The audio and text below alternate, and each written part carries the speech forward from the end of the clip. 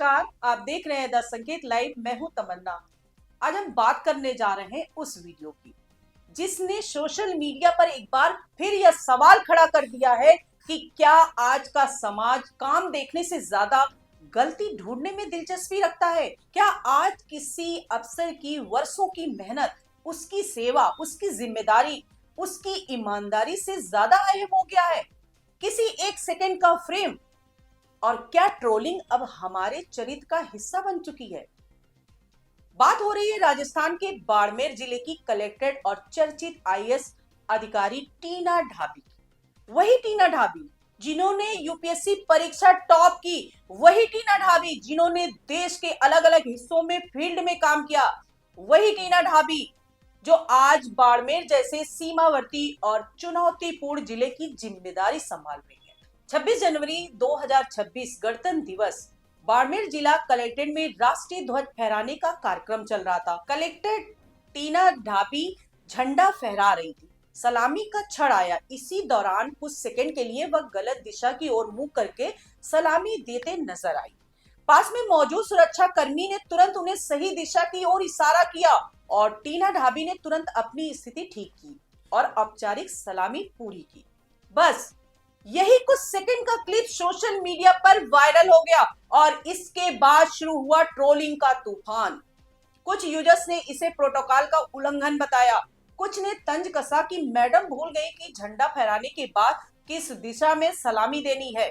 कुछ लोगों ने तो यहाँ तक लिख दिया कि मैडम को कैमरे की आदत हो गई है, इसलिए वो जिधर कैमरा देखती हैं उधर घूम जाती हैं। अब जरा सोचिए, क्या आईएएस बनना कोई रील शूट करना होता है? क्या यूपीएससी टॉप करना कोई इंस्टाग्राम फिल्टर लगाने जैसा होता है? आईएएस बनना मतलब 3 घंटे की कठिन परीक्षा नहीं, बल्कि सालों की तपस्या, हजारों रातों की नींद कुर्बान करना, लाखों पन्नों की पढ़ाई और उसके बाद रोजाना जनता से जुड़े सैकड़ों फैसलों का बोझ उठाना होता है। टीना ढाबी ने यूपीएससी टॉप किया, देश के लिए फील्ड में काम किया, आज एक जिले की जिम्मेदारी संभाल रही है। और कुछ लोगों को समस्या ये है कि झंडे को किस एंगल से सलामी हुई। भाई, जो लोग दिशा बता रहे हैं वही लोग आज तक अपनी जिंदगी की दिशा तय नहीं कर पाए। कैमरा देखकर घूमने की बात करने वाले भूल जाते हैं कि कैमरा उसी के पास जाता है जिसके पास काम होता है। जो लोग एक सेकंड की मानवीय चूक पर ज्ञान दे रहे हैं, उनसे बस इतना ही सवाल है कि कभी यूपीएससी का फॉर्म ही भरकर दिखा दो। टॉप करना तो बहुत दूर की बात है।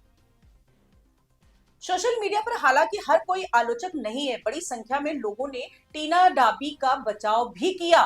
कई यूजर्स ने कहा कि यह एक मामूली मानवीय भूल थी जिसे तुरंत सुधार लिया गया। कुछ लोगों ने सुरक्षा कर्मी की सतर्कता की भी तारीफ की, जिन्होंने तुरंत सही दिशा का संकेत दिया। खुद टीना ढाबी ने भी प्रतिक्रिया दी है। उन्होंने कहा कि व्यस्त शेड्यूल और थोड़ी कंफ्यूजन की वजह से यह चूक अनजाने में हुई थी और इसे तुरंत ठीक कर लिया गया। प्रशासनिक हलकों ने भी इस पूरे विवाद को तवज्जो देने से इनकार कर दिया है। अधिकारियों का कहना है कि समारोह बिना किसी रुकावट के शांतिपूर्ण संपन्न हुआ और इसे एक छोटी पल भर की गलती से ज्यादा कुछ नहीं माना जाना चाहिए। लेकिन असली सवाल ये है कि हमारा समाज इतना असहिष्णु क्यों होता जा रहा है? क्यों हम किसी की उपलब्धि नहीं देखते, सिर्फ उसकी गलती देखते हैं? क्यों हमें यह समझ नहीं आता कि अफसर भी इंसान होते हैं, रोबोट नहीं। उनसे भी चूक हो सकती है और चूक का मतलब अक्षमता नहीं होता।